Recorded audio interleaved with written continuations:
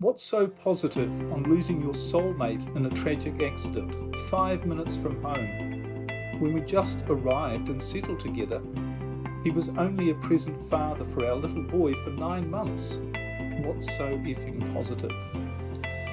How to change the perspective on losing the one for life? Hi, I'm Liam Naden, and welcome to my podcast, Let Yourself Off the Hook. As someone who has studied success for decades, I have found the formula for achieving your dreams and goals, and it's all to do with how you use your brain. Each week on my show, I will provide you with the tools, resources, and expertise to utilize your brain to its ultimate potential and remove the barriers to your success. And as you will discover, true success in every area of your life only comes when you let yourself off the hook. I've said in previous episodes that we're not designed to have problems in our life.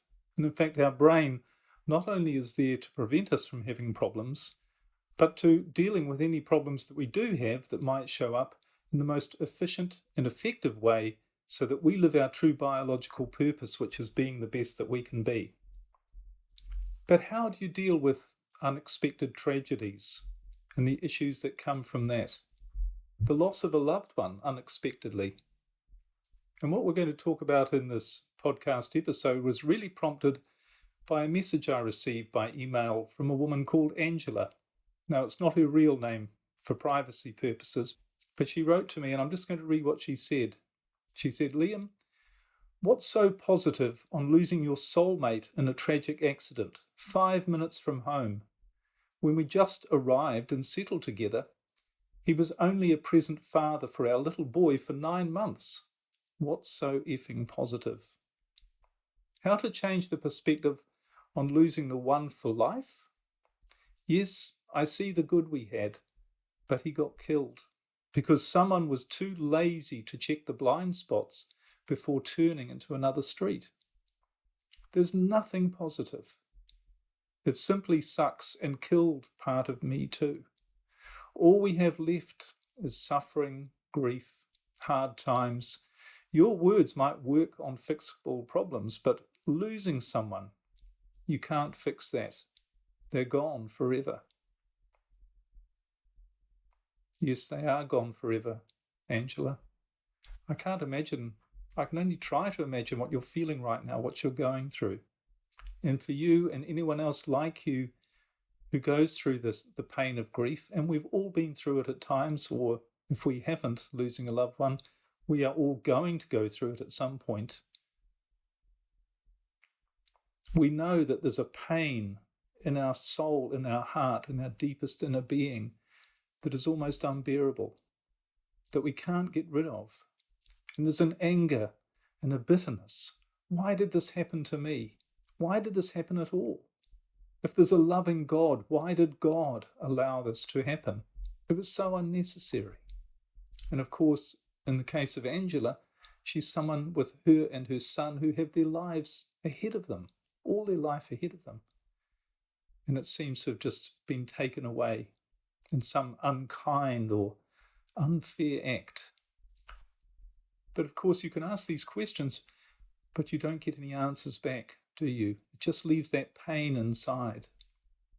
But you know, there is a purpose to the pain.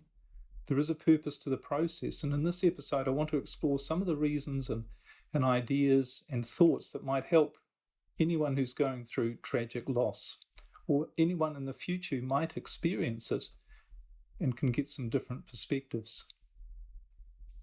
And when you're going through the pain of loss, a lot of what I'm going to say to you, it might not really help. Some of the words I say you might just say, well, that's a nice theoretical idea, but it's not helping. But the truth is, you will heal. Things will get better. And some of the things I'm saying, even if you can't see them right now, you will in time. I think one of the most important things to realize about grief, and it's really something that very few people seem to know about, is that this whole experience of grief, when we lose someone that we're close to, that we love, and whether it's in tragic circumstances, whether it's somebody perhaps who is older and we were expecting them to die. Whatever it is, we go through this pain because this is actually a biological, physical process. There is a physiological basis to feeling grief. And it's actually a good thing. It's something necessary for our survival, both individually and as a species. It's built into us biologically. And it's all to do with something called a chemical that our brain produces called oxytocin. Now, you might have heard of oxytocin. Oxytocin is a hormone, or more correctly called a neurotransmitter, that makes us feel good. But it's often called the love hormone because this hormone, oxytocin, is produced whenever we feel love and bonding towards another individual person. And it's designed not only to make our loving bond strong, but to keep it strong. And one of the ways it does that is it ensures that if there's any chance of that bond breaking, then we actually feel bad. I'll explain what I mean by that in a moment, but for now, what I'm really getting at is when we're in love with someone or when we feel lovingly towards someone else, we are producing this oxytocin, this chemical that makes us feel good. So what we're doing on a chemical level is we're associating this relationship with pleasurable feelings. And that's, when you think about it, that's really important biologically. It means that the bond between two parents is strengthened or it stays very strong enough, at least for the amount of time required to bring up offspring. And when you feel a loving bond with someone else, you're going to want to do everything you can to protect them. Sometimes perhaps even at the cost of your own life. And this is when you hear stories of people who sacrifice their own life to save the person that they love.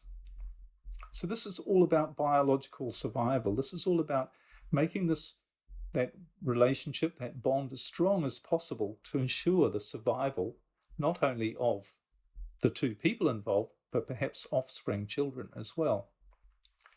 But here's what happens when that bond is broken. And sometimes that can be broken through perhaps a marriage splitting up. That can cause the same effect. But of course, it definitely happens when there is a loss, when there is a death of one of the two people. What that causes, it causes the brain to stop producing this oxytocin, this love hormone, and that literally creates, on a chemical level, a drug withdrawal. And it's a very powerful drug withdrawal that's often been likened or has been compared to any other drug withdrawal, like cocaine, for instance, and it produces the same physical, mental, and emotional effects. So mentally and emotionally, it makes you feel bad. It can make you feel depressed, stressed, very upset, having all sorts of irrational, or seemingly irrational, but very negative thoughts. It makes you feel anxious and upset and worried about the future. With thoughts such as, what am I going to do? I can't live without this person. What's going to happen now? And of course, there are physical effects as well. Maybe you don't sleep very well and you just feel bad.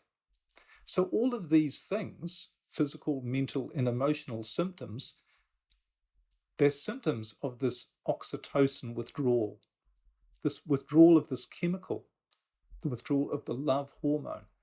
So this is what grief really is. It's the experience of the withdrawal, the physical experience of the withdrawal of this love hormone chemical.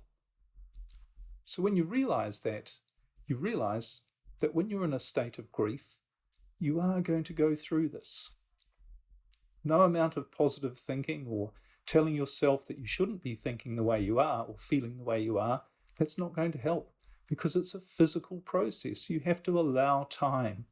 You will have to allow it to take its course. And of course, eventually, you will get over it. This chemical withdrawal will cease, and that's when you'll start to feel better. You know, one of the other things that happens during this withdrawal of oxytocin, this drug withdrawal, is that you're not able to see things clearly. Now, this is a good thing, because your body needs to be focusing on your healing. So your thinking literally slows down. You slow down while you're healing. So when you understand all this, you can allow this process to happen and to know that at some point in the future, you are going to see things from a different and better perspective. You will heal. What are some of the ways that you can really use this experience, though, this grief, this tragedy that you've had happen to you? What are some of the ways you can use this experience to actually help you in your life? Because the truth is that person has gone. On one level, they are no longer with you. On another level, they will always be with you, but physically, they're no longer around. But you're still here. You're still in your physical existence. You've still got your brain still there to do what it's designed to do, which is to make you deal with whatever you've got to deal with in your life, make the best of it so that you have the greatest chance for survival, and you end up being the best that you can be. So how can you use this experience to help you in your life? Well, one of the things I think, one of the great lessons that loss really gives you is the awareness of just how special and precious life is. How incredibly fortunate we are to live in this physical world and to have this experience. And it's not going to last forever. It's not going to last forever for us, just as it hasn't for the person who's no longer with us. So while we're here, it's a very special experience, or should be, and could be. So we can have this gratitude and wonder really about how amazing this physical world actually is. And often it's a time to be thankful and to become more aware of actually what is going on around us in this physical world. A lot of the things that we've either forgotten about or never really thought about. It's a time for all of that added appreciation for what actually is in this physical world around us. The other thing we can be grateful for is the time we spent with that person. You know, that person was a gift, and maybe they weren't with us for as long as we would like them to have been there. Maybe we didn't have that gift for as long as we wanted, but it was still a gift. And it was still something, I'm sure you'd agree, that if this is happening to you, that you are glad that you did have that time with that person. Much better to have a shorter period than you would have liked than to have not had them in your life at all. So you can be grateful for the time you spent together, what you did with them. And you've still got all those memories and experiences that you wouldn't have if they hadn't been in your life at all, if you hadn't had the gift of that time that you did have with them. And you can also think about all of the things they gave you, all of the experiences, the way they enriched your life, maybe the things they taught you about how to be a better person, the inspiration they gave to you, the love, the care. You can be grateful for all of those things. And you can also be grateful for what you gave to them. You know, a relationship's not a one-way thing. You gave a lot to them, for which I'm sure they were grateful as well. All this is part of the gift and the wonder, really, of a relationship or being with someone special who you deeply love. And really, having any gift, whether it be a person or a thing, we all know these things are transient. You know, the joy of having something in your life comes with knowing that at some point you're not going to have it. It's almost like saying for every pleasure, there is going to be some element of pain. For everything that you gain, at some point there is going to be some loss. Another thing you can remember, think about, feel in relation to that person that you've lost is to ask yourself the question, how am I going to honour them with my life? How could I honour them with my life? How could I let their influence that they had on me and other people, how could I let that live on through me, through my life, through the effect that's had on me, through what I'm going to do from this moment on as a result of them being with me? So you can honour them and honour their memory with your life. Be an inspiration to the other people around you, and be an inspiration to yourself by being inspired by the person that they were. And you know, they are still alive. They are still here in your thoughts and in your heart. But it's more than just that. They are actually still alive. What is alive, what has lived on, is not their physical body, but the essence of who they are, and the essence of who we all are, which is pure love. And if you really think about it, if you think about them for a moment, what is the picture that comes to your mind? What is it that you see and feel about them as you remember this person that's no longer in your life? Isn't it really love? That's what you feel. You feel the essence of who they are. Maybe they had some faults and failings in their life, I'm sure they did, but the essence of who you remember them as being, as a person, is of pure love and beauty. And that is the truth about who they are.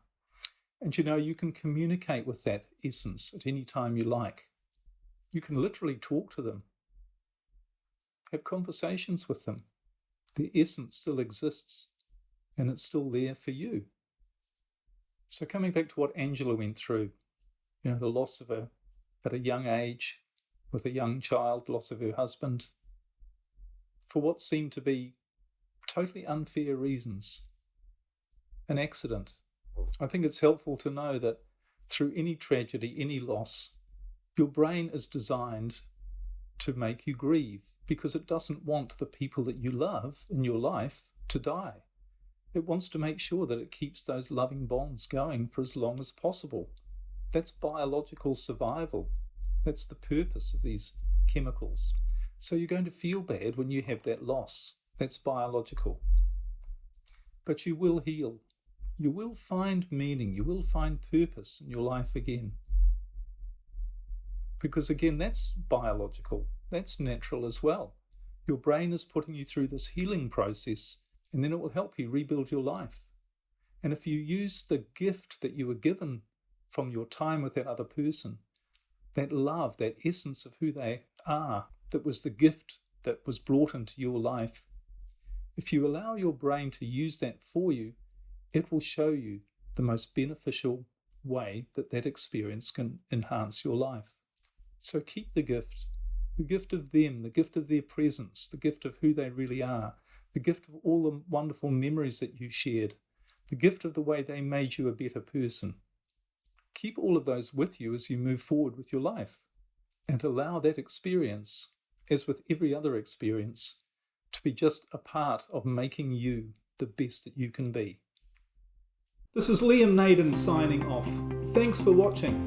But before you go, there's some action to take. Hit the subscribe and like buttons and leave your thoughts in a comment below. I'd love your feedback. And if you have friends who you think would benefit from this, please share it with them. Thanks again for your support, and stay tuned for more from me, Liam Naden. And remember, you can only reach your full potential when you let yourself off the hook.